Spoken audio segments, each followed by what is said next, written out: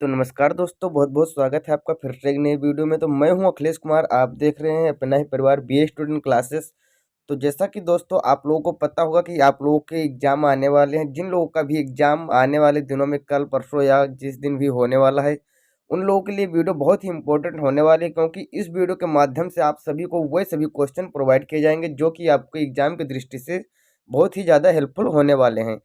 तो इस वीडियो के माध्यम से सभी छोटे छोटे अति लघुत्तरीय प्रश्न मैं प्रोवाइड करूंगा, जिससे आप लोगों के अति लघुत्तरीय प्रश्न और लिखित और बहुविकल्पीय सभी मतलब उससे हैंडल हो जाएंगे। यानी कि जैसे कि आप लोगों को दीर्घ उत्तरीय, अति लघुत्तरीय, लघु उत्तरीय, ये सभी और बहुविकल्पीय सब के सब इसी वीडियो से आप लोगों के कंफर्म होने वाले हैं। आप लोगों को इसी से कंप्लीट हो जाएंगे। तो आई होप वीडियो आप लोगों को बहुत अच्छा लगेगा, और वीडियो अच्छा लगेगा तो वीडियो को लाइक जरूर कर देना। एक लाइक कर देना, ज़्यादा नहीं आप लोगों से, और एक छोटा सा प्यारा सा कमेंट कर देना। तो चलिए बिना देरी किए हम लोग चलते हैं अपने पीडीएफ की तरफ और देखते हैं कि कौन कौन से वही क्वेश्चन है जो बहुत ही ज़्यादा इंपॉर्टेंट है एग्जाम की दृष्टि से। तो चलिए देखते हैं कि कौन कौन से क्वेश्चन हैं।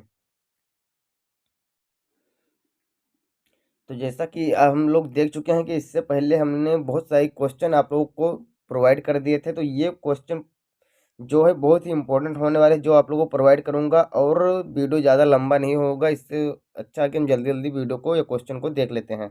और पीडीएफ आप लोगों को यदि चाहिए तो पीडीएफ आप लोगों को मिल जाएगा टेलीग्राम चैनल पर, आप लोग वहाँ से डाउनलोड कर सकते हैं। तो चलिए देखते हैं कि हमारा पहला क्वेश्चन है कि पिरामिड, यानी पिरामिड से क्वेश्चन पूछा जाता है बहुत ज़्यादा ही, कि पिरामिड से क्वेश्चन किस प्रकार से बनते हैं। तो गीजा के पिरामिड मिस्री कला की अमूल निधि है। यहाँ के एक पिरामिड की ऊंचाई 450 मतलब सॉरी 480 फीट, और इसकी एक भुजा 775 फुट लंबी है। यह 13 एकड़ की भूमि में बना है। इसमें ढाई ढाई टन भार के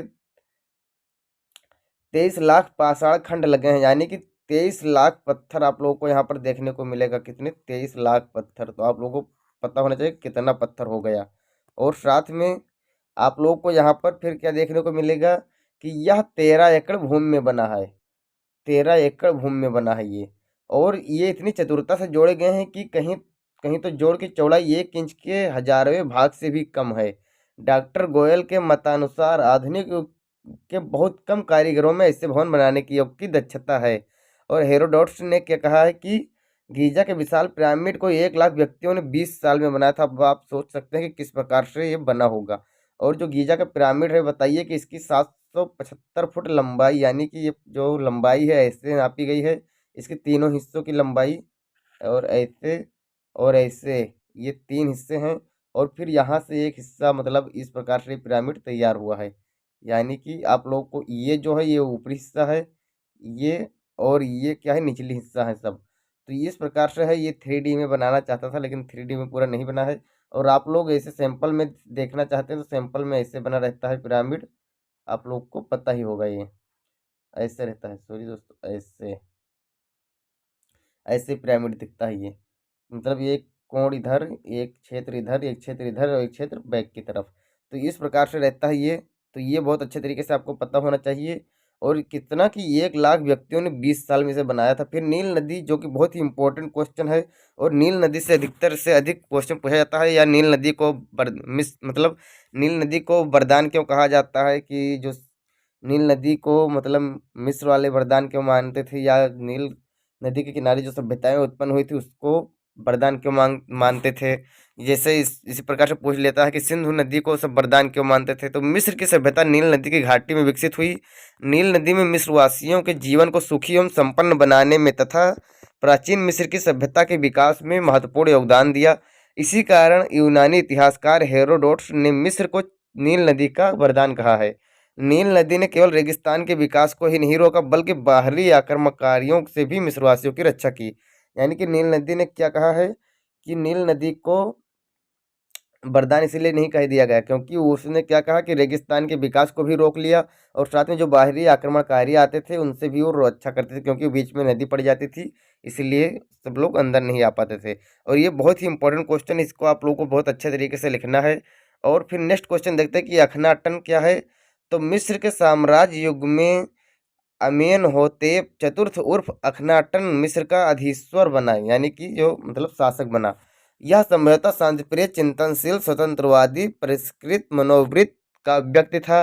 अपनी चिंतनशीलता एवं धर्म की गंभीर मीमांसा करने के उपरांत उसे विश्वास हो गया कि धार्मिक क्षेत्र में सुधार की अतीव आवश्यकता है।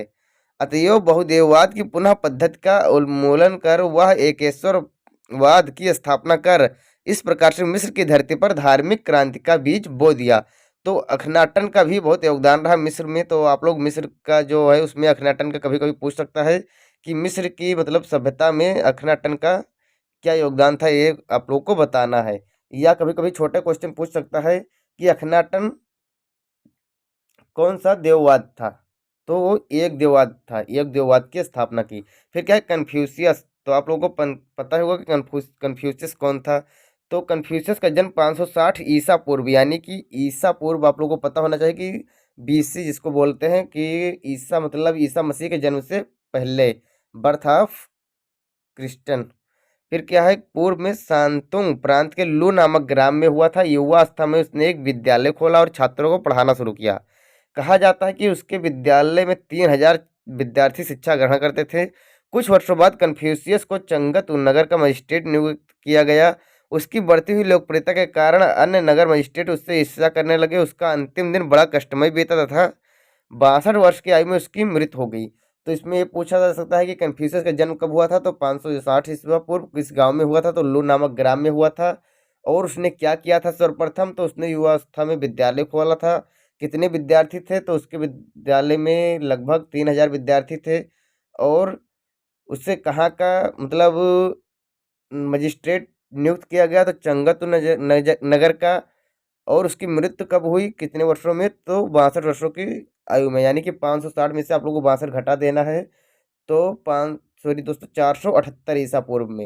ये जो ईसा पूर्व होता है ये घटता जाता है, और जो हम लोगों का ईस्वी होता है ये बढ़ता है, क्योंकि ईसा पूर्व था ना तो उससे कम होता जाएगा कि जब बढ़ता है डेट। तो फिर पगोड़ा क्या होता है, तो यह चीनी स्थापत्य कला का श्रेष्ठ नमूना है। पगोड़ा आप लोगों को देखते होंगे कि मंदिर टाइप का होता है, एक ऊपर 3 कोने का होता है, मतलब ऊपर नुकीला होता है, नीचे जैसे शंक्वाकार होता है। पगोड़ा एक पवित्र मीनार होती है और एक ऊंचे पतले पिरामिड से मिलती जुलती है। इससे 6 या 7 पार्श्व होते हैं, यानी मंजिलें होते हैं, और इसके प्रत्येक मंजिल के ऊपर विशिष्ट प्रकार की छत होती है। कोई कोई पगोड़ा 15 मंजिलों का होता था। जब चीन में बौद्ध धर्म का प्रचार हुआ तो वहाँ अनेक बौद्ध मंदिर भी बनने लगे, यानी कि पगोड़ा टाइप के जो थे उसमें बौद्ध धर्म के मंदिर भी बनने लगे थे, जो कि बहुत ही इंपॉर्टेंट क्वेश्चन है। फिर क्या है मंदारिन क्या है, तो चीन में विद्वानों का एक अलग वर्ग था जिसे मंदारिन कहा जाता था। इस वर्ग के लोगों का समाज में बहुत अधिक सम्मान था। इसी वर्ग के लोग उच्च प्रशासनिक पदों पर नियुक्त किए जाते थे। चीन में किसी भी वर्ग का व्यक्ति अपनी विद्वता एवं योग्यता के आधार पर मंदारिन वर्ग का सदस्य बन सकता था। चीन में व्यक्ति का सम्मान उसके अधिक व्यक्तिगत गुणों पर आधारित था, न कि वंश परंपरा पर। तो दो जो हम लोगों को यहाँ पर पढ़ना था कि मंदारिन क्या था, तो मंदारिन एक वर्ग था, और इसमें कोई भी मतलब अपनी जो उसकी योग्यता थी और वो मतलब ज्ञान की वजह से वो कोई भी उसका सदस्य बन सकता था। फिर क्या है कि वो वैदिक संहिता क्या है, तो वैदिक संहिता आप लोगों को पता होगा कि आर्यजनों और वैदिक जनों को लिपि का ज्ञान नहीं था, इसलिए जिस काल में इसकी रचना हुई उसी काल में इसका संकलन नहीं किया जा सका। उदाहरण के लिए वैदिक साहित्य की प्राचीनतम कृत ऋग्वैदिक संहिता की रचना विभिन्न गोत्रों के ऋषियों और मंत्र सृष्टाओं ने की है। इसके 10 मंडल से 2-7 प्राचीनतम अंश हैं। फिर मंडल 8 और 9 की रचना हुई। मंडल 1 और 10 सबसे बाद में जोड़े गए प्रतीत होते हैं, अर्थात इसमें स्त्रीकरण की समस्या है जिसका सीधा संबंध काल निर्धारण से है। यद्यपि इसकी रचना 1500 से 1000 ईसा पूर्व हुई थी, तथापि जब लीप का विकास हुआ तब इसका संकलन हुआ। वैदिक साहित्य के अंतर्गत 4 वेद वैदिक संहिता या श्रुति, ऋग्वेद मंत्र प्रधान, यजुर्वेद यज्ञ विधियों से संबंध, अथर्ववेद अथर्ववेद जो जादू मंत्र चिकित्सा इत्यादि से था, और सामवेद सबसे प्रमुख है। ऋग्वेद की रचना सप्तसिंधु प्रदेश में 1500 से 1000 ईसा पूर्व तथा बाद के वेदों तथा अन्य साहित्य की रचना 1000 से 500 ईसा पूर्व कुरु पंचाल क्षेत्र में हुई थी। कुरु आप लोगों को पता होगा कहाँ पर पड़ता है, सांग राजवंश। सांग राजवंश के इतिहास का ज्ञान हमें खुदाई से प्राप्त सामग्रियों से होता है। हाँ हो नदी ये कहाँ पड़ता है आप लोगों को पता होगा, हांग हो नदी जो चीन में पड़ता है। के पास अन्यांग नाम की जगह पर खुदाई से बहुत सारी सामग्री प्राप्त हुई, जिसमें से सांग राजवंश का इतिहास मालूम होता है। कुछ जनश्रुतियों के अनुसार, जिनकी पुष्ट पुरातात्विक जनश्रुति क्या होती है आप लोगों को पता होगा कि ये जैसे अभिलेख होते थे उसी प्रकार से ये भी होती थी। इससे क्या हुआ कि पता चलता है कि 1400 ईसा पूर्व के शीघ्र बाद फनकेंग नामक राजा ने अपनी राजधानी अन्यांग नामक शहर में बनाई। यह शहर नदी के किनारे बसाया गया। इस नगर के रहने वाले इतिहास की दृष्टि से चीन देश के पहले निवासी थे। अन्यांग शहर से जिस राज्य का शासन होता है उसे सांग राजवंश का राज्य कहा जाता था। ये बहुत ही इंपॉर्टेंट क्वेश्चन था, ये भी आप लोग तैयार कर लेना। और हन राजवंश ये देख लेना है आप लोगों को, बहुत ही इंपॉर्टेंट है कि चीन में इतिहास में हन वंश का महत्वपूर्ण स्थान है। इस वंश के नरेशों ने 426 वर्षों तक शासन किया। डॉक्टर यू एन राय के अनुसार चिन वंश के काल में चीन के उत्थान की जो प्रक्रिया प्रारंभ हुई वह हन वंश के काल में पराकाष्ठा पर पहुंच गई। इस समय सभ्यता और संस्कृति तथा संस्थाओं का जो विकास हुआ वह चीन के इतिहास में स्वर्णांकित है। आप लोगों को बताता चलूं कि जो भी ये सब क्वेश्चन है ये बहुत ही इंपॉर्टेंट है और एग्जाम की दृष्टि से पूछे भी जाते हैं, बहुत ज़्यादा रिपीटेड क्वेश्चन है। और आप लोगों को साथ में बताता हूँ कि पीडीएफ आप लोगों को मिल जाएगा टेलीग्राम चैनल पर, फटाफट ज्वाइन कर लेना वहाँ पर। और हो सकेगा तो मुझे इंस्टाग्राम पर भी फॉलो कर लेना, वहाँ पर भी आप लोगों को अच्छे अच्छे मोटिवेशनल और जीके के वीडियो मिलते रहेंगे। इतिहास में हन वंश के शासनकाल को द्वितीय स्वर्णयुग के नाम से जाना जाता है और साथ में आप लोग पूरा इसे देख सकते हैं। फिर स्फिंक्स, स्फिंक्स का क्या है मतलब स्फिंक्स क्या है, तो गीजा के पिरामिड के पास एक स्फिंक्स तथा नर तथा सिंह की मिली जुली मूर्ति बनी हुई है। यह 25 गज ऊंची तथा 50 गज लंबी है। इसे प्राचीन काल में हूँ के नाम से पुकारा जाता था, जिसका अर्थ है सुरक्षा का चौकीदार। आधुनिक समय में मिस्रवासी इसे अब्दुल होल के नाम से पुकारते थे, इसका अर्थ होता है भय का पिता। आप लोगों को जो इसका फिगर है ये देख लीजिए, इधर बगल में मैंने प्रोवाइड कर दिया है, आप लोग इसे अच्छे से देख लेना। लोथल का पुरातात्विक महत्व बताइए तो लोथल कहाँ पे पड़ता है, आप लोग को पता होगा गुजरात में पड़ता है। ये बहुत ही अच्छा क्वेश्चन है कि यह स्थान अहमदाबाद से 50 मील दक्षिण में धोलका तालुका के सरगवाला गांव में स्थित है। यहाँ का टीला अंडाकार एवं निकटवर्ती भूमि से 18 फीट ऊंचा है। यहाँ का उत्खनन प्रो एस आर राव ने कराया। यहाँ के पुरावशेषों को 5 निर्माणात्मक कालों से में विभाजित किया गया। यहाँ के उत्खनन से प्रसिद्ध डाकयार्ड प्रकाश में आया है। इससे पता चलता है कि यहाँ से सुमेरिया से व्यापार होता था। लोथल से क्या था, सुमेरिया से व्यापार होता था। और देख लीजिए वैदिककालीन शिक्षा और लेखन कला की प्राचीनता, ये दोनों क्वेश्चन आप लोग को देख लेना, बहुत अच्छा क्वेश्चन है। और नेक्स्ट क्वेश्चन मैं आप लोगों को नेक्स्ट वीडियो में प्रोवाइड करूंगा, वीडियो बहुत ज़्यादा लंबी ना हो जाएगी, इसीलिए मैं इतना ही रहने देता हूं और बाकी वीडियो नेक्स्ट वीडियो में प्रोवाइड कर दूंगा, नेक्स्ट बाकी प्रश्न। और आप लोगों को पीडीएफ मिल जाएगा, पीडीएफ आप लोग देख लेना, वहाँ पर उपलब्ध है। चलिए मिलते हैं नेक्स्ट वीडियो में, तब तक के लिए जय हिंद जय भारत।